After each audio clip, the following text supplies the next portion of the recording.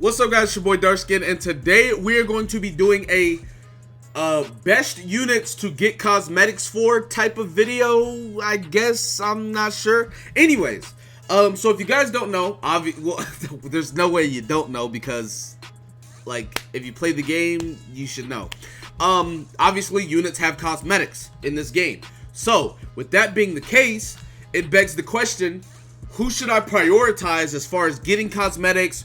Who should I prioritize as far as, looking into maxing their headpiece, weapons, outfits, etc. first? Who are the units that I should be doing, and what units should I be looking for to do, even if they're not like top priority? So we're going to be talking about all of that today, so let's go ahead and get into it. So starting out, if you guys don't know, cosmetics are a very, very, very big part of this game. A lot of people ask me, a lot of people are like, well, Darkskin, how does your ungeared team have so much combat class?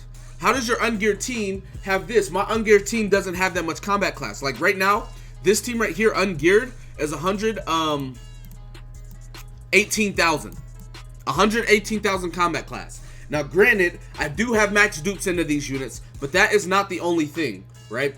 A very, very big part of where my combat class and my stats are coming from is my cosmetics.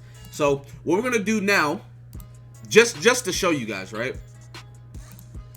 Just to show y'all, we're going to take off all of these units, and then we're going to take King's gear off.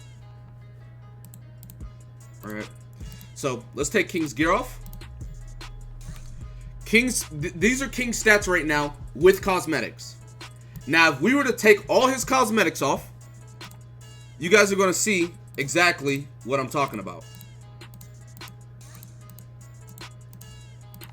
You're going to just see how much his stats dip. All right, I'm going to have to put these all back on, but it's only for King, so it's fun. Right? So, now we go look at King. He's dropped in what, like 800 attack stat? I don't know how much HP, bro. But like, what, like 7,000 HP? Like 700 defense? Now I know that seems like, oh, well, that's not that much, Darkskin. The thing about it is, all of this scales, right? So whenever you look at his, whenever you add his gear on, right? Let's add his gear on.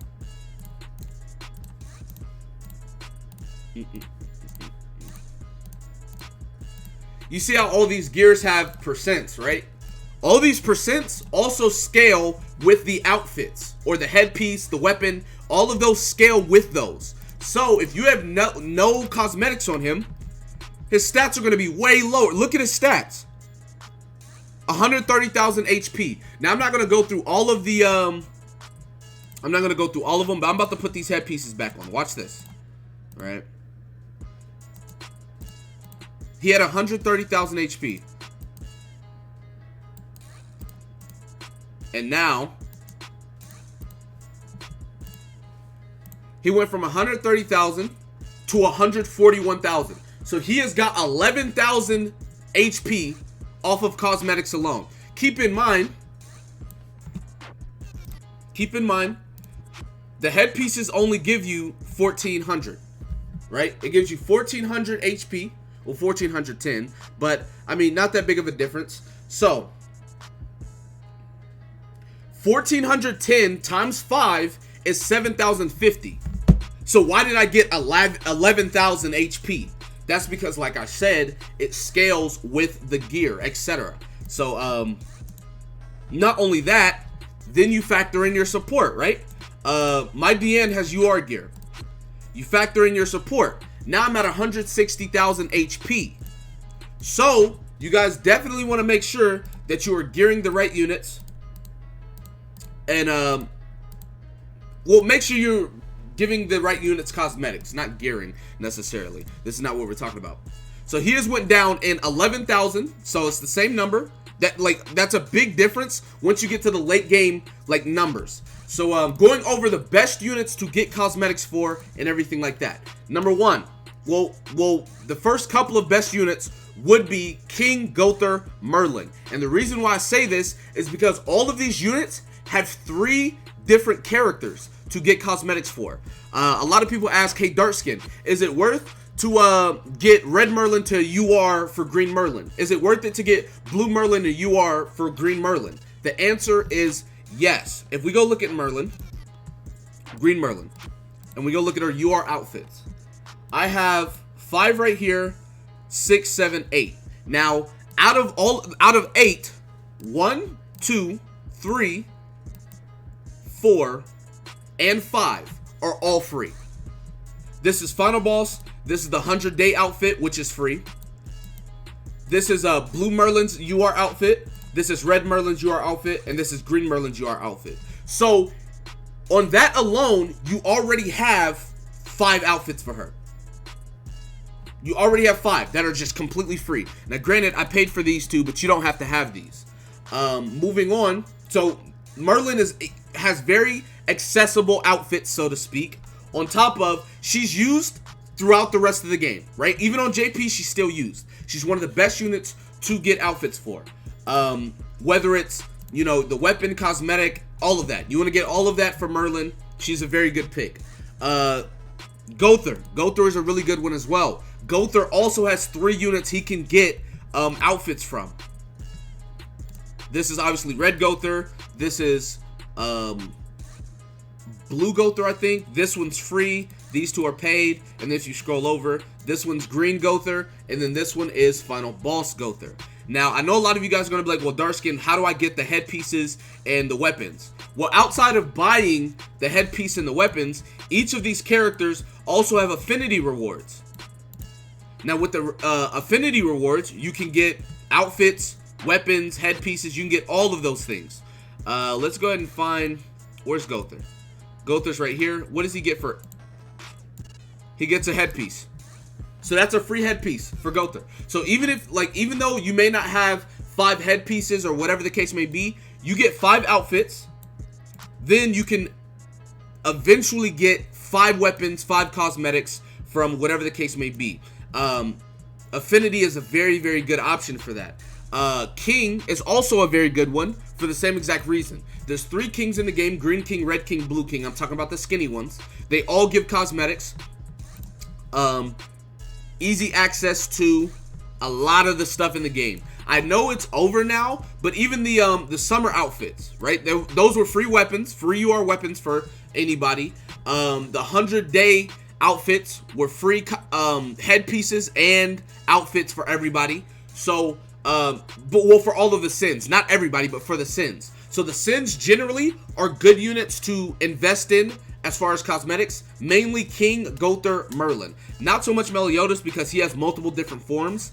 So you don't want to really do that.